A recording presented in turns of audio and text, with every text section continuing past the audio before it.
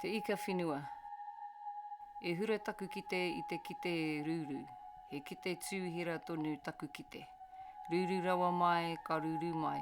Ka māhora ngā tohu kai te tohorara. E ai te kauika Paikea nā te whare kuka. Ki te one a te māhia.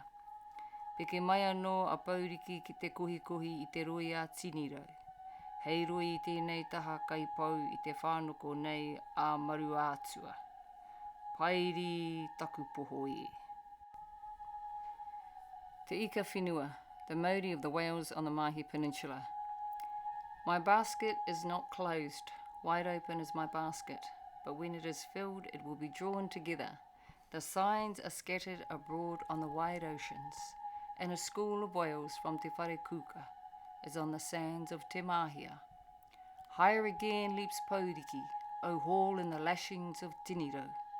The lashings are made fast to its side, lest it be consumed by the thievish maruatua, at which I am most disquieted.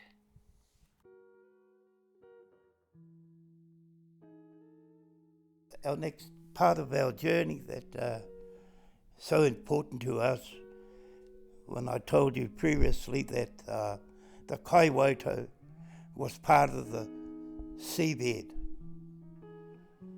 And through when Rāwhara came to Mahia, he brought two things that were very important to him. He wanted to bring his ancestors with him, and he put them in our sacred maunga taupiri at the end of the Mahia Peninsula, a very prominent maunga that we only use is when we go away from home. We're not one to say who's got the biggest maunga. These have significance, other significant reasons. And our ancestors were brought from Hawaii, and they were put into the bowels of taupiri.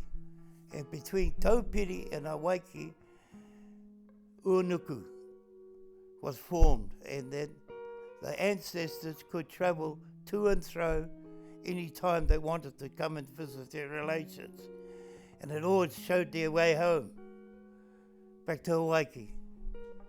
His second one was he brought sand from Hawaii, white golden sand, and he placed that now as the Opatama beach. And he laid that down. Further than Opatama back, it's all black iron sand. And in Vai is all white sand. And there was a sand that Rāwhara brought from Hawaii to remind him and his people where they had come from. And the bay in there is called Whanga o Ruawharo, which people use today. They call it Hawke's Bay. But what's his name? The Whanga o Ruawharo, the bay, his bay. And then when the isthmus formed, Whirimatea blew all the sand on the wetlands. It grew where we stay. But in the centre of it is our maunga that we have with our hapu. It's called Paikea. Now Paikea was the female Te Ara. They travelled there. And then the other one went to Whangara, the male. Yeah, so we both have a Paikea. So they became very important in our pepeha.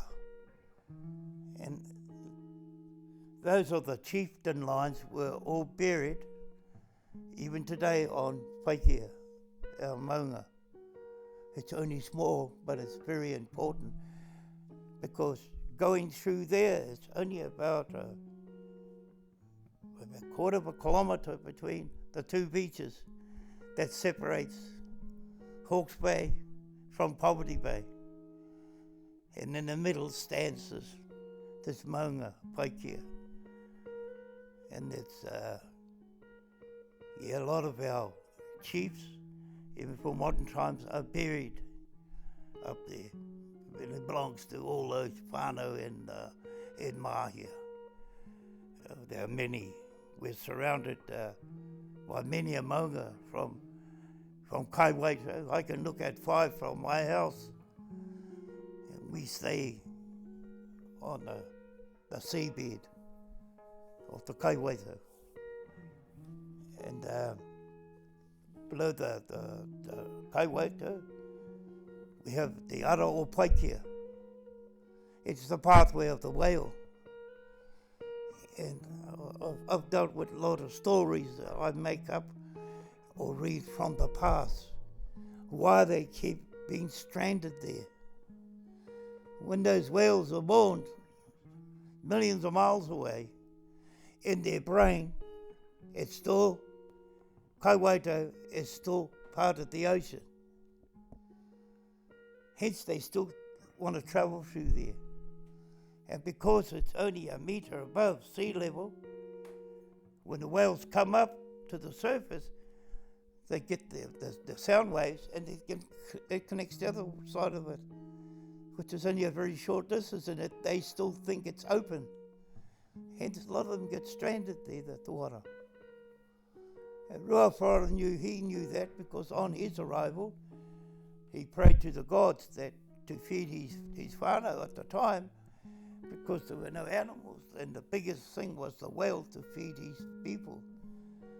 So he prayed that the Tangaroa will give him a tōara to feed his.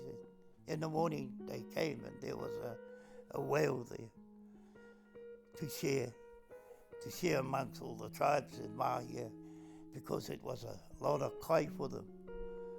And the name of the land there at Opotama is called the Ika Whenua.